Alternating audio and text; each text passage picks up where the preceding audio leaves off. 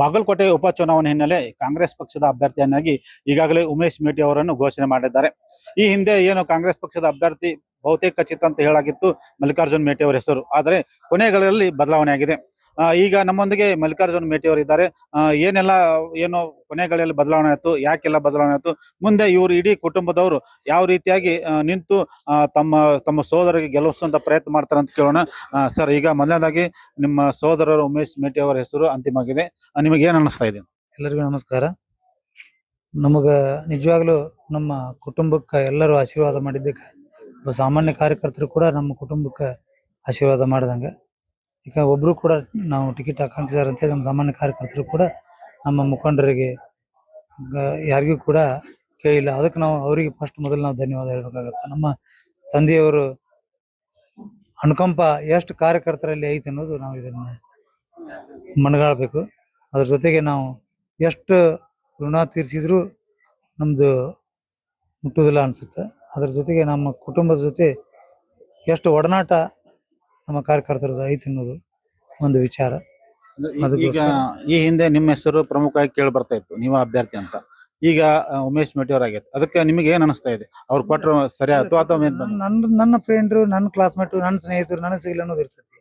But ನಾವೆಲ್ಲಿ ಇಲ್ಲ ನನಗೆ ಬೇಕು ನಾವೆಲ್ಲಿ ಆಕಾಂಕ್ಷೆ ಅಂತ ನಾನು ಎಲ್ಲಿ ಒಂದು ಸಿಂಗಲ್ ಬೈಟ್ ಸುಧಾ ಕೊಟ್ಟಿಲ್ಲ. ನಮ್ಮ ಕುಟುಂಬಕ್ಕೆ ಆಶೀರ್ವಾದ ಮಾತ್ರ ಅದೇ ದೊಡ್ಡ ಶ್ರೀರಕ್ಷೆ, ಅದೇ ದೊಡ್ಡ ಆಶೀರ್ವಾದ ಅಂತೇಳಿ ತಮ್ಮ ಮುಖಾಂತರ ತಿಳಿಸ್ತೀನಿ. ಧನ್ಯವಾದ. ಈಗ ಈ ಹಿಂದೆ ಏನು ಅಂದ್ರೆ, ಈಗ ನಿಮ್ಮ ಕುಟುಂಬದಲ್ಲೇ ಸ್ವಲ್ಪ ಗೊಂದಲ ಉಂಟಾದ ಕಾರಣಕ್ಕಾಗಿ ಅನುಕಂಪಕ್ಕೆ ಸ್ವಲ್ಪ ತೊಂದರೆ ಉಂಟಾಗುತ್ತೆ ಅಂತ ಕೇಳಿ ಬರ್ತಾ ಇದೆ.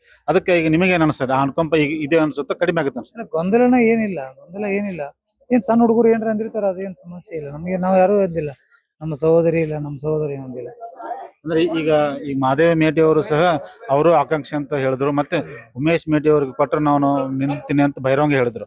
ಈಗ ನಿಮ್ಮ ಪರವಾಗಿ ಅವರು ಹೇಳಿದ್ದಿಲ್ಲ, ಯಾಕಂದ್ರೆ ನಿಮ್ಮ ಪರವಾಗಿ ಒಬ್ರು ಯಾರೋ ಹಿಂದಿನ ಕೈವಾಡ ಇದೆ, ನೀವು ನಿಂತರು ಹಿಂದಿನ ವ್ಯಕ್ತಿ ವಿರುದ್ಧ ಒಂದು ಮಾಡ್ದಂಗಂತ ಪರೋಕ್ಷವಾಗಿ ಹೇಳಿದ್ರು. ಈಗ ಅದ್ರ ಬಗ್ಗೆ ನೀವೇನ್ ಹೇಳ್ತೀರಿ ಅಂತ? ಅಪರೋಕ್ಷವಾಗಿ ಏನ್ ಮಾತಾಡಿದ್ರು ಅದು ಅನುಪಸ್ಥಿತಿಯಲ್ಲಿ ಯಾಕೆ ಮಾತಾಡೋದು? ಅಪರೋಕ್ಷತೆ ಮಾತಾಡೋದು ಉಪಯೋಗಿಲ್ಲ. ಸುಮ್ನೆ ಹೇಳ್ದ ಅಸಮಾಧಾನ ಇದ್ದಾಗ ಈಗ ಅದನ್ನ ಹೇಳೋದು ಸರಿಯಲ್ಲ. ಈಗ ಮಹಾದೇವ್ ಮೇಟಿ ಅವರು ನಿಮ್ಮ ಪರವಾಗಿ, ನಿಮ್ಮ ಕುಟುಂಬ ಪರವಾಗಿ ನಿಂತಿರುತ್ತಂತ ಅನಿಸ್ತಾ ಇದೆ?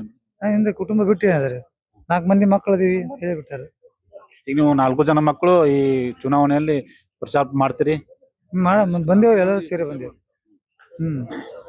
ಈಗ ನೀವು ಮತದಾರರಿಗೆ ಯಾವ ಮುಂದೆ ಹೋಗ್ತೀರಿ? ಅಂದ್ರೆ ನಿಮ್ಮ ತಂದೆ ಅಭಿವೃದ್ಧಿ ಪ್ರಾಯ ಮುಂದೆ ಹೋಗ್ತಿರೋ ಅಥವಾ ಜಾತಿ ಹಿಡಿದು ಮುಂದೆ ಹೋಗ್ತಿರೋ, ಯಾವ ಆಧಾರ ಮೇಲೆ ಮುಂದೆ ಹೋಗ್ತೀರಿ? ನಾವು ಸರ್ಕಾರದ ಏನು ಮ್ಯಾನಿಫೆಸ್ಟೋ ಇದೆ, ಪ್ರಣಾಳಿಕೆ ಏನ್ ಮಾಡ್ಯಾರ, ಅದು ಹಿಂದೆ ಏನೋ ಘೋಷಣೆ ಮಾಡ್ಯಾರ, ಅದು ಎಲ್ಲರೂ ಚಾಚು ತಪ್ಪದೆ ಎಲ್ಲ ಮಾಡಿದ್ದಾರೆ. ಮತ್ತು ಸಾಕಷ್ಟು ಅಭಿವೃದ್ಧಿ ಆಗಿದ್ದಾವೆ. ಮೆಡಿಕಲ್ ಕಾಲೇಜ್ ಬಡವರ ಒಂದು ಆಶಾಕಿರುವಂಥ ಮೆಡಿಕಲ್ ಕಾಲೇಜ್ ಕೂಡ ತಂದಿದ್ದಾರೆ. ಸಾಕಷ್ಟು ಪಂಚ ಗ್ಯಾರಂಟಿ ಕೂಡ ತಂದಿದ್ದಾರೆ. ಇದು ಎಲ್ಲದರ ಮುಖಾಂತರ ಸಂತ್ರಸ್ತರಿಗೆ ಲ್ಯಾಂಡ್ ಅಕ್ವಿಷನ್ ಕೇಸ್ ಇದ್ದವರಿಗೆ, ಅವರಿಗೆ ಲ್ಯಾಂಡ್ ಅಕ್ವಿಷನ್ ಕೇಸ್ ಇದ್ದವ್ರಿಗೆ ಎಲ್ಲರಿಗೆ ಕೂಡ ಅವರು ಪರಿಹಾರ ನಿಧಿಯನ್ನ 30-40 ಲಕ್ಷ ರೂಪಾಯಿ ಅಂತ ಹೇಳಿ ಘೋಷಣೆ ಮಾಡಿ ಅದು ಕೂಡ ಕಾರ್ಯರೂಪಕ್ಕೆ ಒಂದು ಮೊನ್ನೆ ಚೆಕ್ ವಿತರಣೆ ಮಾಡಿದ್ದು ಕೂಡ ತಾವು ಇದೆಲ್ಲ ಆದ್ರ ಮೇಲೆ ನಿಮ್ಮ ಗೆಲುವು ಎಷ್ಟು ಅಂತರದಿಂದ ಗೆಲುವು? ಎಲ್ಲ ಆಧಾರದ ಮೇಲೆ. ಅದರ ಜೊತೆಗೆ ನಮ್ಮ ಫಾದರ್ ತಳಮಟ್ಟದಿಂದ, ಕ್ರಾಸ್ ರೂಟ್ಲಿಂದ, ಪಂಚಾಯತಿ ಮಟ್ಟದಿಂದ 8ನೇ ಒಂದು ವಿದ್ಯಾಭ್ಯಾಸ ಮಾಡಿ, ಪಂಚಾಯತಿ ಮಟ್ಟದಿಂದ ಹಳೆ ಕಾಲದ 8ನೇ ಮಾಡಿ ಪಂಚಾಯತಿ ಮಟ್ಟದಿಂದ ಹಿಡಿದು ದೇಶ ರಾಷ್ಟ್ರ ಮಟ್ಟದ ತನಕ ನಮಗೆ ಜನರ ಆಶೀರ್ವಾದ ಮಾಡಿದ್ರು. ಆ ಒಂದು ಜನರ ದೊಡ್ಡ ಆಶೀರ್ವಾದದಿಂದ ಇದರಿಂದ ನಮ್ಗೆ ನಮ್ಮ ತಂದೆಯವರು ಎಲ್ಲರ ಹೃದಯದಲ್ಲಿದ್ದಾರೆ ಅಂತ ಹೇಳ್ಕೊಂಡು ನಾವು ಗೆಲ್ತೇವೆ ಅನ್ನೋ ವಿಶ್ವಾಸ ನಮಗೆ. ಈಗ ನಮ್ಮೊಂದಿಗೆ ಏನು ಬಾಯಕ್ಕ ಮೇಟಿ ಅವರು ಇದ್ದಾರೆ, ಅವರು ದಿವಂಗತ ಎಚ್.ವ. ಮೇಟಿ ಅವರ ಸುಪುತ್ರಿ ಆಗಿರ್ತಾಳೆ. ಈಗ ಅವರನ್ನು ಕೇಳೋಣ, ಯಾವ ರೀತಿಯಿಂದ ಇವರು ತಂತ್ರಗಾರಿಕೆ ಮಾಡ್ತಾರೆ, ಯಾವ ರೀತಿ ಪ್ರಚಾರ ಮಾಡ್ತಾರೆ ಅಂತ. ಈಗ ನಿಮಗ ಉಮೇಶ್ ಮೇಟಿ ಅವರಿಗೆ ಟಿಕೆಟ್ ಫೈನಲ್ ಆಗಿದೆ, ಅದಕ್ಕೆ ನಿಮಗೆ ಏನು ಅಭಿಪ್ರಾಯ? ನಾವು ಮಾಧ್ಯಮದ ಮುಖಾಂತರ ಮಾಧ್ಯಮದವರಿಗೂ ಮತ್ತು ಮಾಧ್ಯಮದ ಮುಖಾಂತರ ಎಲ್ಲರಿಗೂ ನನ್ನ ನಮಸ್ಕಾರಗಳನ್ನು ಹೇಳುತ್ತಾ, ಯಾವುದೇ ಕಾರಣಕ್ಕೂ ನಮಗ ಪಕ್ಷದಲ್ಲಿ ಸಾಕಷ್ಟು ಜನ ಟಿಕೆಟನ್ನು ತಗೊಳ್ಳುವಷ್ಟು ದೊಡ್ಡ ಮಟ್ಟದಲ್ಲಿ ಕಾರ್ಯಕರ್ತರಿದ್ರು. ಆದ್ರೂ ಮೇಟಿಯವರ ಮೇಲೆ ಇರುವ ಪ್ರೀತಿಗೆ, ಗೌರವಕ್ಕೆ ಅವರು ನಮ್ಮ ಕುಟುಂಬಕ್ಕೆ ಕೊಟ್ಟಿದ್ದಾರೆ. ಯಾವೊಬ್ಬ ಸಾಮಾನ್ಯ ಕಾರ್ಯಕರ್ತರು ಟಿಕೆಟ್ ಕೇಳಿಲ್ಲ. ಅಂದ್ರೆ ನಮ್ಮ ತಂದೆ ಮೇಲೆ ಇರೋ ಪ್ರೀತಿಗೆ ಅವ್ರು ಯಾರೂ ಟಿಕೆಟ್ ಕೇಳಿಲ್ಲ.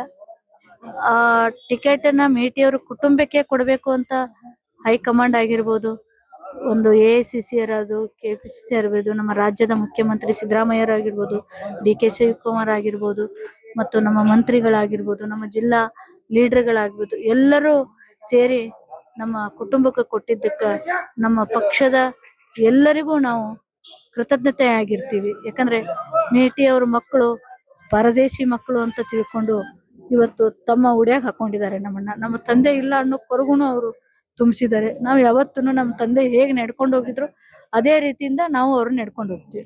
ಈಗ ಮೇಟಿ ಅವ್ರು ಇದ್ದಾಗ ನೀವು ಬಹಳ ಆತ್ಮೀಯರಿದ್ರಿ, ಅವ್ರು ಇಲ್ಲಾರ್ದಾಗ ಈಗ ಇಲೆಕ್ಷನ್ ಆಗಿವೆ, ಅದಕ್ಕೆ ನಿಮ್ಗೆ ಏನ್ ಅನಿಸ್ತಾ ಇದೆ? ಅಂದ್ರೆ ಯಾವ ತರ ಒಂದು ಫೀಲಿಂಗ್ ಆಗ್ತಿದೆ? ತಂದೆ ಇಲ್ಲ ಅನ್ನೋ ಕೊರಗು ಒಂದ್ ಬಿಟ್ರೆ ಮಿಕ್ಕಿದ್ ನಮಗೆ ಯಾವ್ದು ಕೊರಗಿಲ್ಲ. ತಂದೆ ಇಲ್ಲ ಅನ್ನೋದೊಂದು ಕೊರಗಿದೆ. ಬಟ್ ಆ ತಂದೆ ಕೊರಗನ್ನ ನಮ್ಮ ಜಿಲ್ಲಾ ಮುಖಂಡರು ಆಗಿರ್ಬೋದು, ರಾಜ್ಯ ಮುಖಂಡರಾದ್ರು, ಮೇಟಿ ಅವ್ರ ಮಕ್ಕಳು ನಮ್ಮ ಮಕ್ಕಳು ಅಂತ ಅವರು ಒಂದು ನಮ್ಮನ್ನ ಎಳ್ಕೊಂಡು ಹೋಗ್ತಾ ಇದ್ದಾರೆ. ಬಹುಶಃ ನಮ್ಮ ತಂದೆ ಅವರು ಉಡಿಯಲ್ಲಿ ಹಾಕಿ ಹೋಗಿದ್ದಾರೆ ಅಂತ ಅವ್ರು ತಿಳ್ಕೊಂಡು ನಮ್ಮನ್ನ ನಮ್ಮ ತಂದೆ ತರಾನೇ ಅವರು ನಮ್ಮನ್ನ ಪ್ರೀತಿ ಮಾಡ್ತಾರೆ, ನಮ್ಮ ಕುಟುಂಬನ. ಅದಕ್ಕೆ ಯಾವತ್ತು ನಾವು ನಮ್ಮ ಪಕ್ಷದ ಕಾರ್ಯಕರ್ತ ಎಲ್ಲರಿಗೂ ನಾವು ಕೃತಜ್ಞತೆ ಹೇಳಕ್ ಸಲ್ಲಿಸ್ತೀವಿ. ಯಾಕಂದ್ರೆ ಇವತ್ತು ನಮ್ಮ ಸಿದ್ದರಾಮಯ್ಯ ಸರ್ ಇರ್ಬೇಕು, ನಮ್ಮ ಜಿಲ್ಲಾಧ್ಯಕ್ಷ ನಂಜನಮಠ ಸಾಹೇಬ್ರು ಎಲ್ಲರೂ ಮೇಟಿ ಅವ್ರ ಮಕ್ಕಳು ನನ್ನ ಮಕ್ಕಳು ಅಂತಾರ. ಅವಾಗ ನಾವು ಪರದೇಶಿ ಅವ್ರು ಇಲ್ಲಾಗ ಆಗಿಲ್ಲ. ಈಗ ನಾವು ನಮ್ಮ ಪಕ್ಷ ನಮ್ಮನ್ನ ಎತ್ಕೊಂಡಿದೆ, ನಾವು ಪಕ್ಷದ ಮಕ್ಕಳು, ಅವ್ರ ಕೂಸು. ಆ ಕೂಸನ್ನ ತಂದೆ ತಾಯಿಗಳು ಹೇಗ್ ಹೇಳ್ತಾರ ಹಾಗೆ ನಡ್ಕೊಂಡು ಹೋಗ್ತೀನಿ. ಈಗ ನಿಮ್ಮ ತಂದೆಯವರು ಅಂತ ನೀವು ರಾಜಕೀಯ ಮಾಡಿಲ್ಲಾದ್ರು ಅವರ ಯಾವ ಮಾರ್ಗದಲ್ಲಿ ನೀವು ಸಾಕ್ತೀರಿ?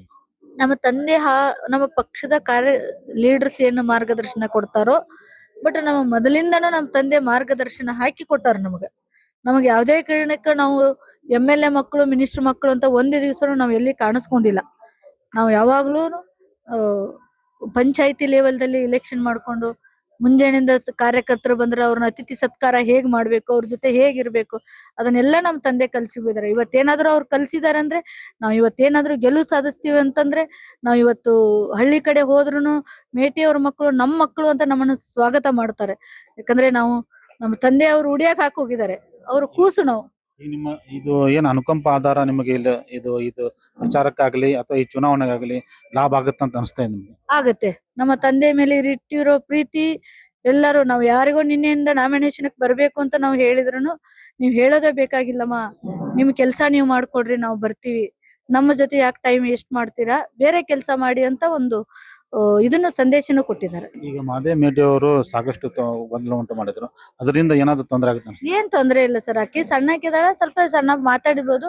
ಬಟ್ ನಾವ್ 3 ಜನನು ಹೇಳಿದೀವಿ, ನನ್ ತಮ್ಮ ಆಗಿರ್ಬೋದು, ನಮ್ಮ ಅಣ್ಣ ಆಗಿರ್ಬೋದು, ನಾವ್ ಯಾರಿಗ್ ಕೊಟ್ರು ಮಾಡ್ತೀವಿ ಅಂದ್ವಿ.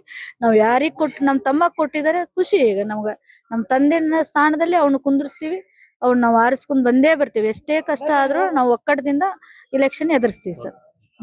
ಇದು ಏನು ದಿವಂಗತ HY ಮೇಟಿ ಅವರ ಕುಟುಂಬದ ಮನದಾಳದ ಮಾತು. ಆನಂದ್, ಅಶ್ವವೇಗ ನ್ಯೂಸ್, ಬಾಗಲಕೋಟೆ.